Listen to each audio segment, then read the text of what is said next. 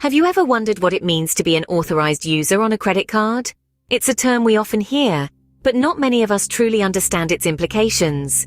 Being an authorized user can have a significant effect on one's financial health, and it's crucial to comprehend its nuances. It's more than just a title, it's a responsibility that can shape your financial future. So what exactly is an authorized user? Let's delve into that. An authorized user is a person who is given permission to use a credit card account but is not legally responsible for paying the debt. It's important to remember that while authorized users can enjoy the benefits of a credit card, they are not the ones legally bound to pay off the debt. The primary cardholder is the one who shoulders this responsibility. If the authorized user goes on a wild spending spree, it's ultimately the primary cardholder who has to face the music. Why would someone want to become an authorized user? It can help individuals establish a credit history or improve their credit score. It can also be a great tool for teaching responsible credit use, particularly to young people or those new to credit. It's not just about paying off the debt. The primary cardholder's credit report could be affected by the spending habits of the authorized user. If the authorized user racks up a significant amount of debt and the primary cardholder can't pay it off, it could negatively impact the primary cardholder's credit score. Lucy was renowned for her meticulous financial habits. Her credit score gleamed like a beacon of responsible spending and timely repayments. Eager to assist her best friend Emily, who faced dire financial straits, Lucy extended a helping hand by adding Emily as an authorized user to her credit card. Emily informed Lucy was deeply grateful for the support during these tough times. However, as weeks passed, Lucy began noticing a disturbing trend in her credit card statements. Unfamiliar charges started surfacing, luxury purchases and expenses that were far beyond Lucy's usual spending habits.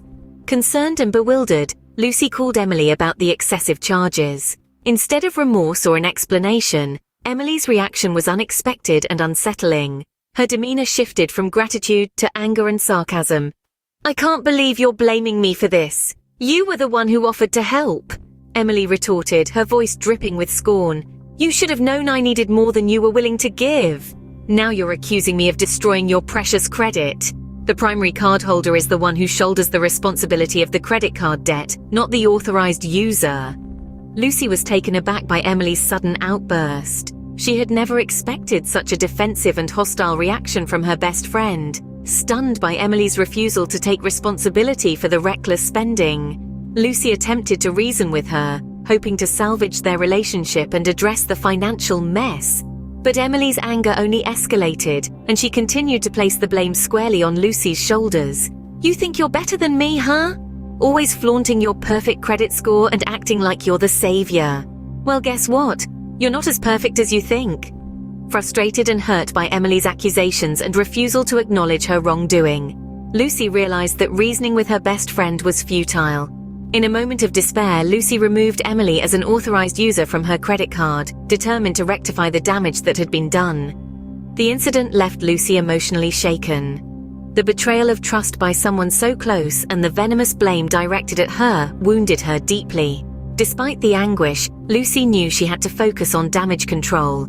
She diligently worked to clear the outstanding balance and embarked on the arduous journey of repairing the damage inflicted upon her credit score. Now that we understand the concept, let's explore the advantages and disadvantages of being an authorized user. On the positive side, being an authorized user can be a grand way to build credit history, especially for those who are new to credit or are looking to rebuild their credit score. Being an authorized user can provide a significant boost. This is because the account's history is added to the authorized user's credit report, enhancing their credit profile. Additionally, being an authorized user means you get access to a credit card, even if you might not qualify for one on your own. This access can be incredibly beneficial for emergencies or making large purchases. Plus, it's an excellent way to learn how to manage credit responsibly if you're just starting on your personal finance journey. However, every rose has its thorns, and being an authorized user is no exception. The potential downsides are primarily tied to the actions of the primary cardholder. If the primary cardholder fails to make payments on time or runs up a high balance, it could negatively impact the authorized user's credit score. Remember, as an authorized user, you share the credit history of the account, both good and bad. Moreover, being an authorized user means that you are not legally responsible for the debt. While this may sound like a benefit, it can put the primary cardholder at risk. If the authorized user overspends, the primary cardholder is on the hook for the debt. It's a responsibility that shouldn't be taken lightly. Lastly, it's worth noting that not all lenders view authorized user accounts in the same light. Some may not consider them when calculating credit scores, which can limit their effectiveness in building credit.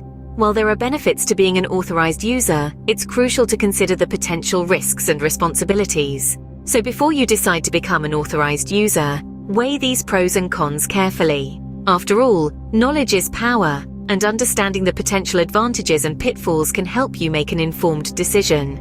As Lucy navigated the painstaking process of restoring her financial stability, she also learned a bitter lesson about boundaries, trust, and the harsh reality of betrayal. The experience, though painful, served as a stark reminder of the importance of being cautious and guarded, even with those closest to her. Interested in becoming an authorized user? First things first, you'll need to have a conversation with the primary cardholder. This is often a parent, spouse, or close relative, but it can be anyone who trusts you enough to share their credit line. It's crucial to have open, honest communication about what being an authorized user entails. Discuss spending limits, repayment expectations, and the potential impact on both of your credit scores. Once you've had this conversation, the primary cardholder can add you as an authorized user. The process varies slightly depending on the credit card company, but it typically involves the primary cardholder contacting their credit card issuer, either online or over the phone, and providing your name and sometimes your social security number. After the card issuer approves the request, they will send out a card with your name on it. But remember, this card is linked to the primary cardholder's account, so any purchases you make will show up on their bill. While you're waiting for your card to arrive, it's a good time to familiarize yourself with the terms and conditions of the card. Know what the interest rate is, understand the grace period for payments, and be aware of any fees that might apply. Once you receive your card, you're officially an authorized user. Now you can make purchases and potentially start building your credit history. But be mindful of your spending habits. Just because you have access to a higher credit limit doesn't mean you should max out the card. Remember, being an authorized user comes with responsibilities. You're not just spending your own money, you're spending someone else's. Your actions can directly affect the primary cardholder's credit score, so make sure to use the card wisely, stay within your agreed spending limit, and always pay off your balance on time. Finally, keep in mind that being an authorized user can be a stepping stone towards getting your own credit card. It's a chance to prove that you can handle credit responsibly.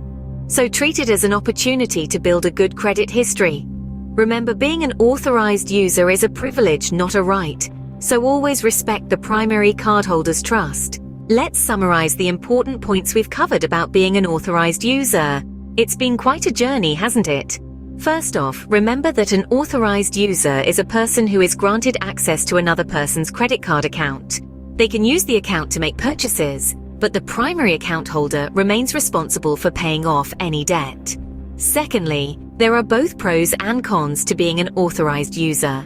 On the upside, it can be a great way to build credit history, especially for those who are new to credit. It's a double-edged sword as the primary holder's credit habits directly affect the authorized user's credit score. In terms of becoming an authorized user, it's typically a straightforward process. The primary account holder simply needs to contact their credit card issuer and request to add an authorized user. It's crucial to have a solid agreement with the primary holder about spending limits and repayment expectations. Above all, it's essential to understand all these points before stepping into the role of an authorized user.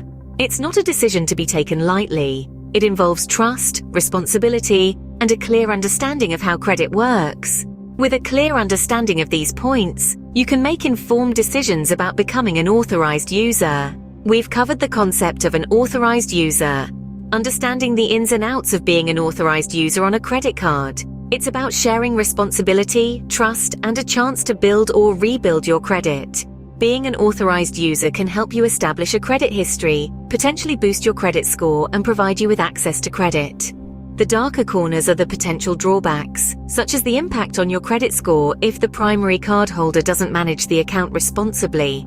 We walked you through the process of how to become an authorized user. We emphasized the importance of communication, trust, and understanding between you and the primary cardholder. This is not a decision to be taken lightly, and it's one that requires a thorough understanding and agreement of the terms. We've pointed out the key points to remember as an authorized user. These are the guiding lights that will help you navigate through this financial arrangement. We've stressed the importance of understanding the terms, knowing your rights, and keeping track of the account's activities. We've pointed out the key points to remember as an authorized user. These are the guiding lights that will help you navigate through this financial arrangement. We've stressed the importance of understanding the terms, knowing your rights, and keeping track of the account's activities. Remember, understanding your role as an authorized user can help you build a strong credit history while avoiding potential pitfalls. If this was helpful, please don't forget to subscribe, like, and comment on our channel, and let's cultivate curiosity together and make every video an opportunity to grow. Stay tuned as we unravel more financial puzzles in future episodes. Until then, keep learning, keep growing, and stay financially savvy.